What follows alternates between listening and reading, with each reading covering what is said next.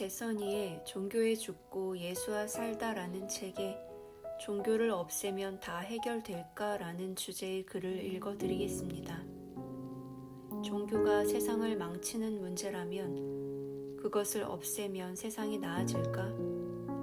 실패한 해법을 버리는 것과 실제로 문제를 해결하는 것은 엄연히 다릅니다. 종교적인 사람에게 종교는 원인이 아니라 두려움을 없애고 이득을 취하기 위한 도구이자 구실일 뿐입니다. 스스로 종교적으로 여긴다고 해서 꼭 그의 가치관이나 삶이 신앙적인 것은 아닙니다. 얼마든지 실질적 무신론자로 살아갈 수 있습니다. 실질적 무신론의 또 다른 이름은 하나님이 우주를 창조하셨지만 더 이상 인간사에 관여하시지 않는다고 여기는 이신론입니다. 이신론의 눈으로 성경을 보면 그것은 그저 하나님이 주신 인생 지침서로서 세상을 통제하는 데 요긴하게 써먹을 원칙들을 수록한 것에 불과합니다. 종교적인 사람들은 자신의 삶을 직접 통제하기 위해 하나님을 한쪽으로 밀어버리곤 합니다.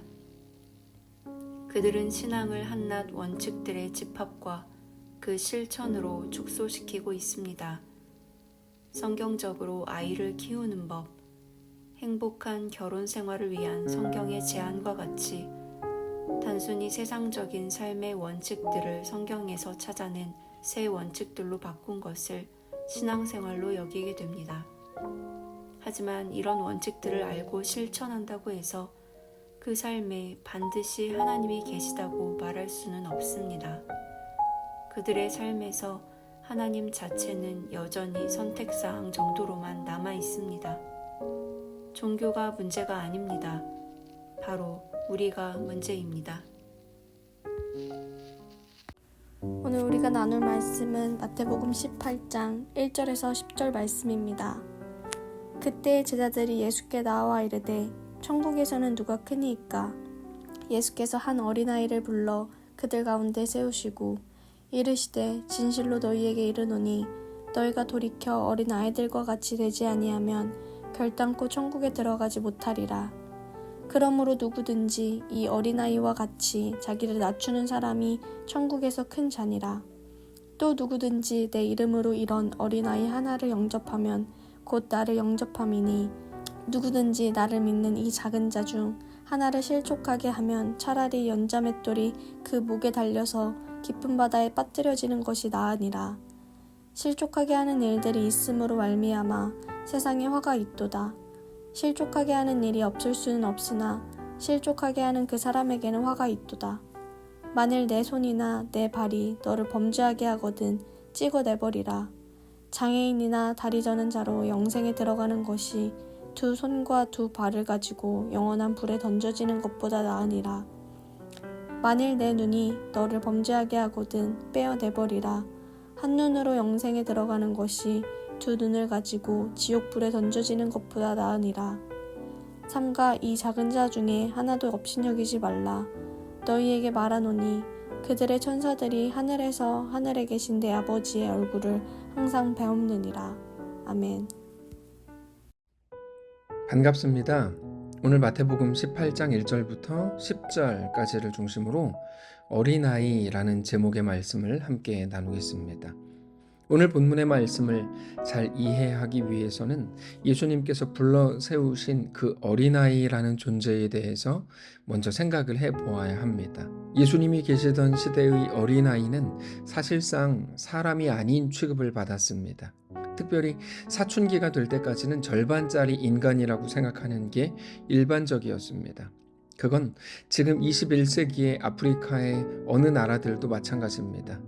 나이지리아의 아기 공장에 관한 이야기를 말씀드린 적이 있습니다. 10대 소녀들을 잡아서 감금하고 임신을 시킵니다. 그렇게 아이가 태어나면 노예로 팔거나 광산에 보내서 이 일을 시키고 밤에는 가두어 놓습니다. 그게 아기 공장입니다. 물론 유엔이나 사회인권단체에서 막으려고 노력하지만 여전히 지구 어딘가에서 지금도 그런 일이 일어나고 있습니다. 꼭 그런 나라들을 욕할 것도 없이 우리나라도 마찬가지입니다. 어린아이들을 입양해서 마음에 안 들면 가둬놓고 때리고 굶기고 결국 죽게 하는 그런 사건들이 지금 시대에도 끊이지 않고 뉴스에 나옵니다. 어떤 아이 보호 시설에서는 아이들이 아무것도 모른다는 이유로 그냥 때리고 밀고 학대한 일들이 뉴스에 소개되기도 합니다. 어른들에게는 그렇게 하지 않습니다. 물론 어떤 지방에서는 그렇게 사람을 잡아다가 노예로 썼다는 일들이 있기도 했지만 그것도 지적 장애인이라서 가능했던 일일 겁니다.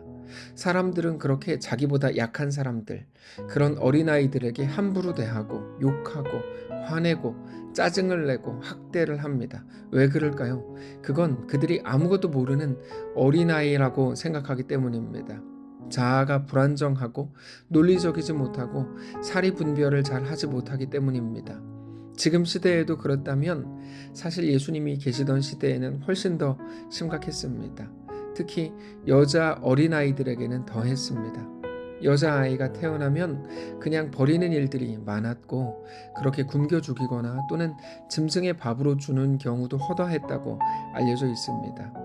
실제로 어린아이를 가리키는 단어가 남성이나 여성이 아닌 중성으로 쓰는 경우가 덜어 있는데 그 이유는 그 아이들을 남자나 여자가 아닌 물건으로 취급했기 때문입니다. 이런 내용을 알고 나서 오늘 본문을 보면 오늘 본문 속에서 우리 예수님께서 한 어린아이를 불러 세우셨는데 그 아이는 아마도 여자아이였을 겁니다.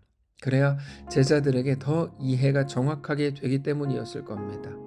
예수님께서 그 사람 취급도 못 받는 여자아이를 부르셔서 이 어린아이와 같지 않으면 결단코 천국에 들어갈 수 없다고 말씀하십니다. 놀라운 말씀이시죠. 1절입니다. 그때의 제자들이 예수께 나와 이르되 천국에서는 누가 크니이까? 예수께서 한 어린 아이를 불러 그들 가운데 세우시고 이르시되 진실로 너희에게 이르노니 너희가 돌이켜 어린아이들과 같이 되지 아니하면 결단코 천국에 들어가지 못하리라. 그리고 이 어린아이와 같이 자기를 낮추는 사람이 천국에서 큰 자라고까지 말씀하십니다. 4절입니다. 그러므로 누구든지 이 어린아이와 같이 자기를 낮추는 사람이 천국에서 큰 자니라. 여러분, 제자들이 얼마나 황당했을까요? 그리고 그 마음속으로 얼마나 의아하고 거부감이 들었을까요? 사실 자기들도 다른 사람들과 하나도 다르지 않은 생각을 해왔을 것이 분명하기 때문에 예수님께서 저렇게 말씀하실 때 오히려 반감이 생겼을지도 모릅니다. 저 아이들은 미완성의 사람이고 너무 하찮은 존재인데 왜 저런 아이를 데리고 와서 저렇게 말씀하시는가 라고 생각했을 겁니다. 그런데 예수님께서는 거기에서 말씀을 멈추시지 않고 오히려 거기에 이어 더 충격적인 말씀을 하십니다. 그 어린아이를 무시하지 말라라는 수준이 아니라 어린아이들을 영접하라, 그리고 그들과 같이 되라고 말씀하시기 때문입니다. 그들을 본받으라고 하고 그들을 롤모델 삼으라는 겁니다. 5절입니다. 또 누구든지 내 이름으로 이런 어린아이 하나를 영접하면 곧 나를 영접함이니. 제자들은 정말 충격을 받았을 겁니다. 어린아이가 어떤 특성이 있길래 예수님께서 저렇게 말씀하시는가 하는 것보다 더 무시무시한 건 하나님 나라에 대해 자기들의 생각과는 완전히 다른 새로운 설명을 들었을 것이기 때문입니다. 하나님 나라가 정말 그렇게 무시당하고 쓸모없다고 버려지고 아무도 신경 쓰지 않는 어린아이 같은 사람들로, 아니 그런 어린아이들로 꽉 차 있다는 것을 말씀하신 것이기 때문입니다. 그게 하나님 나라의 모습이고 하나님 나라로 가는 이정표인 것입니다. 그들이 알고 있던 하나님 나라와 너무 다른 내용이었죠. 정말 그렇습니다. 예수님의 말씀으로 보면 하나님 나라는 완벽한 수준의 사람들이 가는 곳이 아닙니다. 제자들은 더 훌륭한 사람들, 더 존경받는 사람들, 더 칭찬받는 어쩌면 종교인들이 가는 곳이라고 생각했었겠지만 오히려 반대입니다. 가장 불완전한 사람들이 가는 곳이고 정말 습관적으로 표현하는 것처럼 하나님의 은혜가 아니고서는 한순간도 제대로 설 수 없는, 살 수도 없는, 숨 쉴 수도 없는 사람들로 꽉 찬 곳이 바로 하나님 나라입니다. 목소리 큰 어른들은 하나도 없는 곳, 권위 있는 사람들은 없는 곳, 오직 하나님만 다스리시고 하나님 때문에만 모두가 평화한 곳, 그곳이 하나님 나라입니다. 시스템적으로 완전한 것도 아니고 사람들이 엄청나게 대단한 환경 속에 자라게 되고 엄청난 환경을 누리는 그런 곳이 아닙니다. 오직 하나님 때문에 평화한 것, 하나님 있기 때문에 초막이어도 궁궐이 되는 그런 곳이 하나님 나라입니다. 사랑하는 성도 여러분, 오늘 본문에서 주시는 예수님의 이 말씀을 기억하면서 우리의 겉과 속을, 앞과 뒤를 이제는 뒤집으시기를 바랍니다. 내가 이뤄내려고 하는 온전함과 멋진 모습을 이제 180도 바꾸어서 하나님이 말씀하시고 오늘 강력히 요구하시는 것을 마음에 새기시기를 원합니다. 특별히 6절 7절을 보면 누구든지 나를 믿는 이 작은 자 중 하나를 실족하게 하면 차라리 연자 맷돌이 그 목에 달려서 깊은 바다에 빠뜨려지는 것이 나으니라. 실족하게 하는 일들이 있음으로 말미암아 세상에 화가 있도다. 실족하게 하는 일이 없을 수는 없으나 실족하게 하는 그 사람에게는 화가 있도다. 어린아이를 막 대하는 것이 얼마나 나쁜 일인지 말씀하시는데 많은 사람들이 오해하고 왜곡하는 본문 중에 하나입니다. 어린아이를 실족하게 하면 맷돌을 메고 죽을 것이다, 이런 말이 아닙니다. 어린아이를 실족하게 할 바에야 목에 커다란 맷돌을 묶게 하고 깊은 바다에 빠뜨려 죽이는 게 더 낫다고 말씀하시는 겁니다. 무엇에 대해 낫다는 말씀일까요? 어린아이에게 낫다는 말이 아니라 너희 자신을 위해 그게 더 낫다는 말입니다. 실족하게 하는 것보다 살인이 가벼울 정도로 실족하게 하는 게 그렇게 무섭다는 거죠. 단지 쓸모없고 귀찮고 나에게 유익이 되지 않는다는 이유로 그 아이들, 가난한 사람들, 힘없고 연약한 자들을 함부로 대하는 건 영적으로 너무나 위험하고 두려운 일이라고 말씀하시는 겁니다. 그래서 8절 이하를 보면 극단적으로 이렇게 말씀하십니다. 만일 너의 손이나 너의 발이 너를 범죄하게 하거든 찍어내버리라. 장애인이나 다리 저는 자로 영생에 들어가는 것이 두 손과 두 발을 가지고 영원한 불에 던져지는 것보다 나으니라. 만일 너의 눈이 너를 범죄하게 하거든 빼어내버리라. 한 눈으로 영생에 들어가는 것이 두 눈을 가지고 지옥불에 던져지는 것보다 나으니라. 물론 예수님을 믿기 위해서 손과 발을 자르고 눈을 뽑으라는 건 거룩이 아니라 정신질환일지도 모릅니다. 다만 이것은 우리의 습관적인 태도, 거룩에 참여하지 않으려고 하는 그 태도를 지적하시는 겁니다.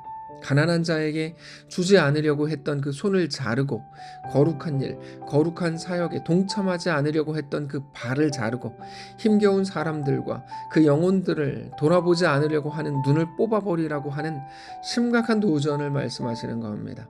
사랑하는 성도 여러분, 우리 삶의 모든 초점을 이제는 하나님 나라에, 하나님의 말씀에, 하나님의 관심에 맞추실 수 있기를 원합니다. 할 수 있거든 오직 하나님의 말씀과 그 요구에 귀를 기울이시고 우리의 생각과 마음과 선택과 삶을 내어드리십시오. 그렇게 우리의 삶을 하나님께 속한 자들로 세워가는 우리의 오늘이 되시기를 원합니다. 기도하겠습니다. 하나님이 우리 왕이요 주인이신 것을 깨닫게 하시고 내가 주인이요 내가 왕으로 살았던 내 오름을 주장했던 내 모든 삶을 이제 멈추고 하나님 앞에 나아가 굴복하고 엎드리게 하시옵소서. 그런 어린아이 같은 자들로 모두가 우리의 삶을 살아갈 수 있도록 인도하시옵소서. 감사드리며 살아계신 예수님의 이름으로 기도합니다. 아멘. 사랑하는 성도 여러분, 하나님께서 오늘 하루를 우리에게 허락하셨습니다. 믿음으로 우리 주께 나아가시기를 원하고 어떤 자리, 어떤 형편 속에서도 하나님을 뜨겁게 사랑하고 하나님과 믿음으로 동행하는 귀한 날 되시기 바랍니다.